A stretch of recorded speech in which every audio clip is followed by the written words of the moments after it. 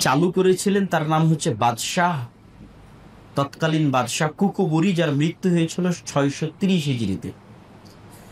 আর যারা ঈদে মিলাদুন্নবী পালন করে তাদের অত্র অঞ্চলের সবচেয়ে বড় পণ্ডিত পাকিস্তানের প্রসিদ্ধ গবেষক doctor professor doctor Tahirul Qadri. অনেকেই যারা অনলাইনে ঘাটাঘাটি করে তারা ডক্টর তাহিরুল কাদেরীকে চিনতে পারো।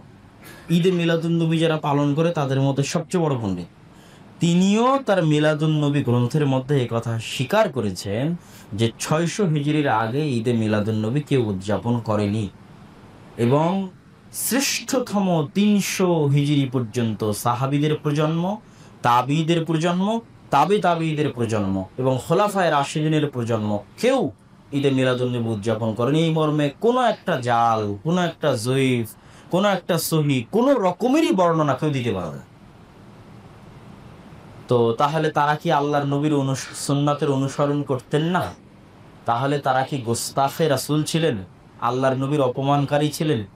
আর আপনি আবু বকরের চেয়ে বেশি আল্লাহর নবীকে ভালোবাসেন, ওমরের চেয়ে বেশি আল্লাহর নবীকে ভালোবাসেন, উসমানের চেয়ে বেশি আল্লাহর নবীকে ভালোবাসেন? ওয়াল ইয়াজ বিল্লাহ।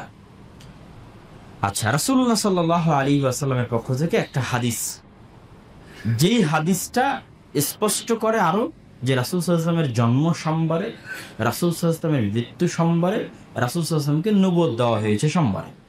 আবু কাতাদা আল আনসারী রাদিয়াল্লাহু তাআলা আনহু থেকে বর্ণিত, তিনি বলেন, সুইলা রাসূলুল্লাহ সাল্লাল্লাহু আলাইহি ওয়াসাল্লাম আন সাওমি ইয়াউমিল ইসনাইন। আল্লাহর নবী সোমবার এবং বৃহস্পতিবার সিয়াম পালন করতেন।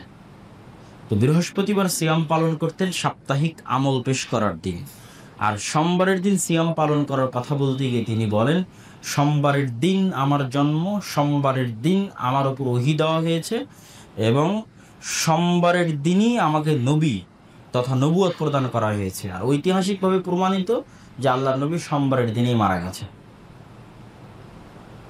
তো এই একটা দলিল, যেটা স্পষ্ট দলিল যে রাসূলুল্লাহ সাল্লাল্লাহু আলাইহি ওয়াসাল্লামের জন্ম সোমবারে, রাসূলুল্লাহ সাল্লাল্লাহু আলাইহি ওয়াসাল্লামকে নবুয়ত প্রদান করা হয়েছে সোমবারে, এবং রাসূলুল্লাহ সাল্লাল্লাহু আলাইহি ওয়াসাল্লাম মারা গেছেন সোমবারে। আমরা আমাদের এই আলোচনার শেষে চলে আসি। বিদআত ইসলামে অনেক ভয়ঙ্কর এবং অনেক ভয়াবহ। فإن خير الحديث كتاب الله وخير الهدى هدى محمد صلى الله عليه وسلم অথবা خير الهدي هدي محمد صلى الله عليه وسلم وشر الأمور محدثاتها।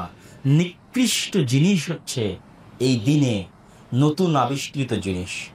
وكل محدثة بدعة, প্রত্যেক নতুন আবিষ্কৃত জিনিস বেদাত। وكل بدعة ضلالة, আর প্রত্যেক বেদাত হচ্ছে পথভ্রষ্টতা। ওয়াকুল্লু দালালাতিন ফিন্নার, আর প্রত্যেক পথভ্রষ্টতা মানুষকে জাহান্নামে নিয়ে যায়। সব বক্তাই বক্তব্যে উঠে হাদিসটা পড়ে। এই হাদিসের মধ্যে আল্লাহর নবী বেদাতের কোনো ভাগ, কোনো প্রকার কিছুই করেন। সকল নতুন আবিষ্কৃত জিনিস নিকৃষ্ট, সকল নতুন আবিষ্কৃত জিনিস এই দিনের মধ্যে বেদাত, সকল বেদাত পথভ্রষ্টতা, সকল বেদাত মানুষকে জাহান্নামে নিয়ে যায়। ওমান আহদাসা ফি আমরিনা হাযা মা লাইসা মিনহু ফাহুয়া রাদ্দুন, যে ব্যক্তি দিনের মধ্যে এমন কিছু আবিষ্কার করলো যা এই দিনের অন্তর্ভুক্ত নয়, তা বাতিল। মান আমিলা আমালান লাইসা আলাইহি আমরুনা ফাহুয়া রাদ্দুন, যে ব্যক্তি এমন কোনো কাজ করলো যেই কাজের উপর আমি মুহাম্মদ সাল্লাল্লাহু আলাইহি ওয়াসাল্লামের কোনো আদেশ নাই, তাহলে সেই কাজ বাতিল, সেই কাজ বাতিল। ইয়াকুম মুহদাসাতিল উমুর, তোমরা সাবধান নতুন আবিষ্কৃত জিনিস থেকে। ফা ইন্না কুল্লা মুহদাসাতিন বিদআহ, কেননা প্রত্যেক নতুন আবিষ্কৃত জিনিস বেদাত, এবং প্রত্যেক বেদাতি পথভ্রষ্টতা, এবং প্রত্যেক পথভ্রষ্টতায় মানুষকে জাহান্নামে নিয়ে যায়। ওয়া আন্না হাযা সিরাতি মুস্তাকিমা, আর এটি আমার পথ, সিরাতে মুস্তাকিম। ফাত্তাবিউহু, তোমরা এই সিরাতে মুস্তাকিমের অনুসরণ করো। ওয়ালা তাত্তাবিউস সুবুলা, সিরাতে মুস্তাকিম বাদে আশেপাশের চতুর্দিকের অন্য কোনো পথ অবলম্বন করিও না। ফাতাফাররাকা বিকুম আন সাবিলিহি, তাহলে তোমরা পথ ভ্রষ্ট হয়ে যাবে। ইহদিনাস সিরাতাল মুস্তাকিম, হে আল্লাহ আপনি আমাদেরকে সিরাতে মুস্তাকিম দেখান। সিরাতাল্লাযীনা আনআমতা আলাইহিম, ওই রাস্তা যেই রাস্তার উপর তারা চলে গেছে, যাদের উপর আপনি দয়া করেছেন। তাহলে 600 হিজরির পরে যাদের জন্ম, তাদের উপর আল্লাহ দয়া করেছে না সাহাবীদের উপর আল্লাহ দয়া করেছে? আপনি কি মনে করেন কাদের উপর আল্লাহ দয়া করেছে? সাহাবীদের উপর আল্লাহ দয়া করেছে, কেন তাদেরকে আল্লাহ নবীর সাহাবী হিসেবে চয়ন করা হয়েছে। তারা আল্লাযীনা আন'আমতা আলাইহিম, ওদের রাস্তায় সিরাতে মুস্তাকিম, যাদের উপর আল্লাহ দয়া করেছে। সাহাবীদের রাস্তা সিরাতে মুস্তাকিম, আবু বকর, ওমর, ওসমান, আলী যেই সুন্নতের উপর ছিল আল্লাহর নবীর, সেটা সিরাতে মুস্তাকিম। তো যেহেতু সেই সময় ঈদে মিলাদুন্নবী ছিল না, সুতরাং ঈদে মিলাদুন্নবী সিরাতে মুস্তাকিমের বাইরে পথভ্রষ্ট রাস্তা, সিরাতে মুস্তাকিম নয়। যে রাস্তা মানুষকে কোথায় নিয়ে যাবে? জাহান্নামে নিয়ে যাবে। এখানে আমাদের মধ্যে একটা প্রশ্ন অনেক সময় দেখা দেয় যে তাহলে দুনিয়াবি যে বিষয়গুলো আবিষ্কার হয়েছে, আপনি তো ঠিকই বিমানে চড়ছেন, আপনি তো ঠিকই হেলিকপ্টারে মাইকে বক্তব্য দিচ্ছেন, ক্যামেরা দিয়ে ভিডিও করতেছেন, তাহলে কেন দিনের মধ্যে এগুলো কেন বেদাত নয়? দুনিয়ার ক্ষেত্রে হুকুম হচ্ছে হালাল এবং হারাম, আর দিনের ক্ষেত্রে হুকুম হচ্ছে সুন্নাত এবং বেদাত। অতি সহজ, অতি সিম্পল জিনিস। আপনাদের বোঝার ক্ষেত্রে এই ফর্মুলাটা যে কোনো জায়গায় ফেলে দিতে পারবেন যে হালাল হারাম এই হুকুমটা কিসের ক্ষেত্রে? দুনিয়ার ক্ষেত্রে। কিসের ক্ষেত্রে বলেন তো? দুনিয়ার ক্ষেত্রে। আর সুন্নাত আর বেদাত এই হুকুমটা কিসের ক্ষেত্রে? দিনের ক্ষেত্রে। সুন্নাত আর বেদাত এই হুকুমটা কিসের ক্ষেত্রে? দিনের ক্ষেত্রে। মানে এরকম ফতোয়া হবে না যে একসাথে হাত তুলে মোনাজাত করা হারাম, বরং ফতোয়া হবে একসাথে হাত তুলে মোনাজাত করা বেদাত। মানে এই জায়গায় হুকুম আরোপ হবে সুন্নাত অথবা বেদাত, কেননা এটা দিনের অংশ। আর হালাল আর হারামের হুকুম আরোপ হবে কোথায়? দুনিয়ার মধ্যে। তথা আপনার ব্যবসা বাণিজ্য, টাকা পয়সা যা বাইরে করতেছেন দুনিয়াবি জীবনে, ওগুলোর উপর হুকুম লাগবে হালাল না হারাম। হালাল হারামের ক্ষেত্রে মূলনীতি হচ্ছে আল্লাহর নবী যা হারাম করেছে তা বাদে সবই হালাল। এই জন্য উসুলে ফিকহে একটা কথা বলা হয়, আল আসলু আল হিল, আসল হচ্ছে হালাল, সবই হালাল। প্রত্যেক জিনিসের মধ্যে আসলটা হচ্ছে হালাল।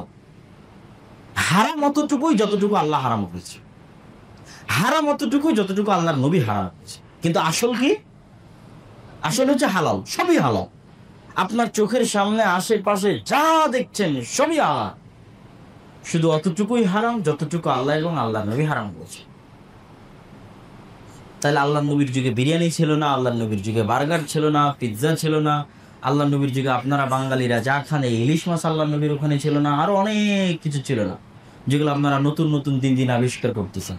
তাহলে মানুষ কিয়ামত পর্যন্ত যা আবিষ্কার করবে সবই হারাম, অতটুকুই হারাম যতটুকু আল্লাহর নবী হারাম করে গেছে। ব্যবসার যত ধরন আপনি বের করবেন সবই হালাল, যতক্ষণ না আল্লাহর নবীর ফরম্যাটের মধ্যে পড়ে যাচ্ছে যে এটা হারাম, এটা হারাম, এটা হারাম। ধোঁকা থাকলে হারাম, জুয়া থাকলে হারাম, এরকম অসংখ্য। গোস্তের মধ্যে বলে দিয়েছে যে রক্ত হারাম, মৃত হারাম, শুকুর হারাম, শিকারী যেগুলো বাঘ ভাল্লুকের মতো হিংস্র প্রাণী সেগুলো হারাম, যাদের দাঁত আছে এরকম শিকার করতে পারে সেগুলো হারাম, যারা থাবা দিয়ে শিকার করে সেগুলো হারাম। এখন এ বাদে যা আছে সবই তোমরা খাও। এ বাদে যা আছে তোমরা যত আইটেম তৈরি করতে পারো, যত আইটেম আবিষ্কার করতে পারো, জমিন থেকে উৎপাদন করতে পারো, সবই হারাম। কুলু মিন তাইয়্যিবাতি মা রাযাকনাকুম, আমি তোমাদেরকে যা রিজিক দিয়েছি তা থেকে সবই হালাল, অতটুকুই হারাম যতটুকু আল্লাহ এবং আল্লাহর নবী হারাম করেছে। আর দিনের ক্ষেত্রে সবই বেদাত, আল আসলু আল বিদআহ। দিনের ক্ষেত্রে কি বললাম বলেন তো? সবই বেদাত, অতটুকুই সুন্নাত যতটুকু আল্লাহ এবং আল্লাহর নবী করতে বলেছে। সম্পূর্ণটা বিপরীত, সবই বেদাত। করতে হলে দলিল দিয়ে করতে হবে, দলিল নাই বেদাত করার কোনো অপশনও নাই, সুযোগও নাই, চান্সও নাই। তখন আর এই প্রশ্ন করতে পারবেন না আপনি তো মসজিদ পাকা করেছেন, টাইল দিয়েছেন, ওগুলো বেদাত নয় কেন, মুখ তুমুক আনতেন। এগুলো হচ্ছে দুনিয়াবি বিষয়। দুনিয়াবি বিষয়ে যা আসবে সবই হারাম, অতটুকুই হারাম যতটুকু হারাম করা হয়েছে। তথা দুনিয়ার ক্ষেত্রে হারামের দলিল লাগবে, আর দিনের ক্ষেত্রে করার জন্য দলিল লাগবে, আর দুনিয়ার ক্ষেত্রে বিরত থাকার জন্য দলিল লাগবে। দুনিয়ার ক্ষেত্রে আপনি বলতে পারবেন এটা হারাম কোথায়, দলিল দেখাও। এটা বলতে পারবেন না যে হালাল কোথায়, দলিল দেখাও, এটা বলতে পারবেন না। দুনিয়ার ক্ষেত্রে যদি আপনি বলেন এটা যে হালাল, দলিল দেখাও, এ কথা চলবে না। আপনি এটা বলতে পারবেন হারাম কোথায়, দলিল দেখাও, হালালের কোনো দলিল পাবেন না, সবই হালাল। দলিল লাগবে কিসের? হারাম। আর দিনের ক্ষেত্রে আপনি এটা বলতে পারবেন না যে এটা বেদাত, দলিল কোথায়, দলিল দাও, এটা যে বেদাত দলিল দাও, না, সবই বেদাত। এখানে আপনি দলিল চাইবেন কিসের? সুন্নাত, যে তার দলিল দাও, যেটা দলিল আছে সেটা সুন্নাত, বাকি সবই বেদাত। এই সংক্ষিপ্ত মূলনীতি যদি আমরা বুঝে যাই, তাহলে সুন্নাত, বেদাত এবং হালাল হারাম এই ধরনের মাসলা মাসাইলের ক্ষেত্রে আমাদের জন্য অনেক সহজ হবে। সম্মানিত উপস্থিতি, আলোচনার দ্বিতীয় অংশ কোরআন শিক্ষার গুরুত্ব